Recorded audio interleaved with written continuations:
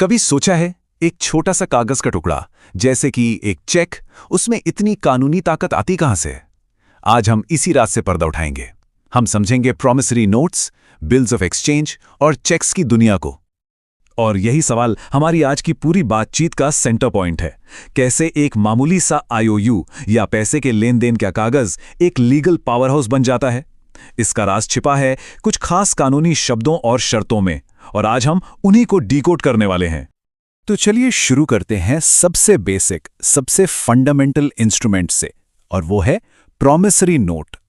समझिए कि ये वो नींव है जिस पर कानूनी तौर पर मजबूत वादों की इमारत खड़ी होती है। अब ये है इसकी ऑफिशियल कानूनी परिभाषा। हाँ, मुझे पता है, सुनने में थोड़ी भारी भरकम और कॉम्प्लिकेटेड लगती है ना? लेकिन फिक्र की कोई बात नहीं। चलिए इसे एकदम आसान टुकड़ों में तोड़कर समझते हैं। तो एक वैलिड प्रॉमिसरी नोट के लिए समझिए ये 5 गोल्डन रूल्स हैं।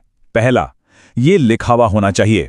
दूसरा, पेमेंट का वादा बिना किसी अगर या मगर के यानी अनकंडीशनल होना चाहिए। तीसरा, इसे बनाने वाले के साइन होने चाहिए। चौथा, इसमें एक फिक्स्ड अमाउंट लिखा होना चाहिए। और पांचवा, ये किसी खास व्यक्ति या बेरर को पेबल होना चाहिए। इनमें से अगर एक भी चीज मिसिंग है तो समझिए ये कानूनी तौर पर बस एक कागज का टुकड़ा रह जाएगा। ठीक है, तो अब हम रूल्स तो जान गए हैं, तो क्यों ना अब इन रूल्स को एक्शन में देखें। चलिए कुछ असली उदाहरणों के साथ एक छोटा सा टेस्ट करते हैं। देखते हैं कौन सा वादा पास होता है और कौन सा फेल। तो ये रहा पहला एग्जाम्पल। मैं बी या उसके ऑर्डर पर 500 रुपए देने का वादा करता हूं।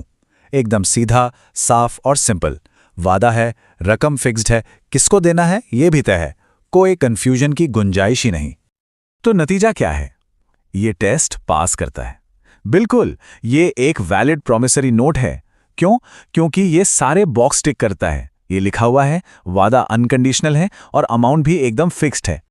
अब जरा इस पर नजर डालिए। मैं सी के साथ अपनी शादी के 7 दिन बाद बी को 500 रुपए देने का वादा करता हूं। पहली नजर में तो ये भी एक वादा ही लगता है ना?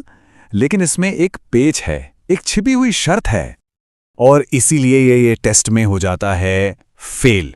ये एक प्रॉमिसरी नोट नहीं है, और यहीं पर वो अनकंडीशनल वाला नियम पिक्चर में आता है। पेमेंट किस पर निर्भर है?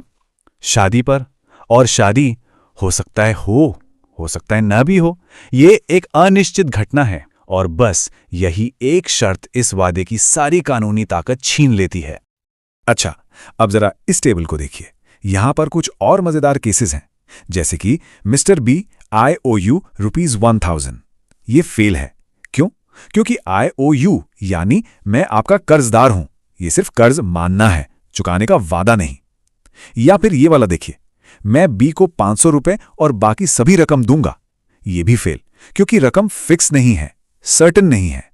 और मेरा फेवरेट तो ये आखिरी वाला है, मैं बी को 500 रुपए और अपना काला घोड़ा दूंगा। ये भी नहीं चलेगा, क्योंकि वादा सिर्फ और सिर्फ पैसे का होना चाहिए, किसी घोड़े या किसी और चीज का नहीं। तो इन सभी उदाहरणों से एक बात तो साफ है, इन दस्तावेजों में एक एक शब्द कीमती है। सटीकता ही इनकी असली पावर है।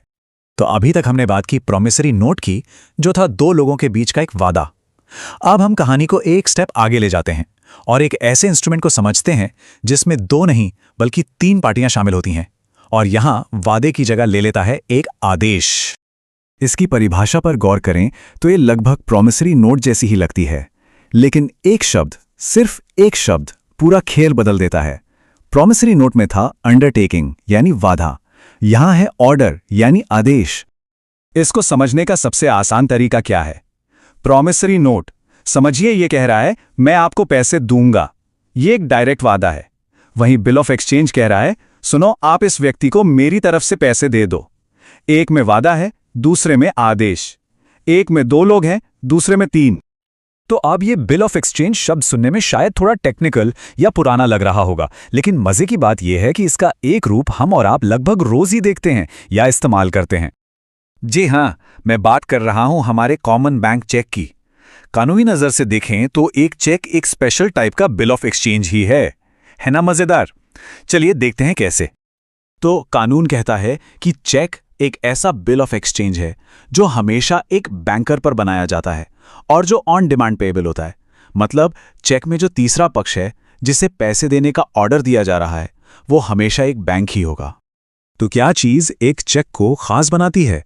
पहली बात, ये बिल ऑफ एक्सचेंज का ही एक टाइप है। दूसरी और सबसे ज़रूरी बात, इसमें पेमेंट का ऑर्डर हमेशा एक बैंक को दिया जाता है।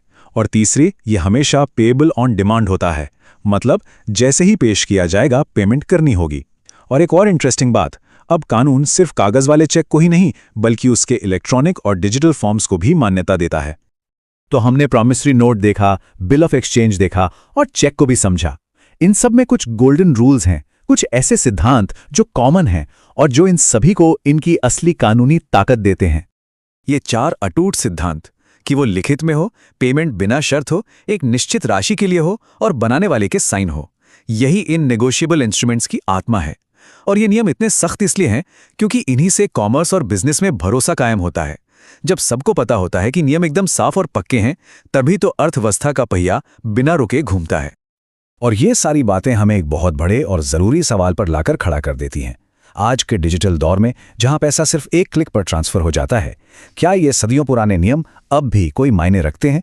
क्या ये अप्रासंगिक हो जाएंगे या फिर ये बस अपना रूप बदलकर एक नए डिजिटल अवतार में हमेशा हमारे साथ रहेंगे? इस पर सोचिएगा ज़रूर।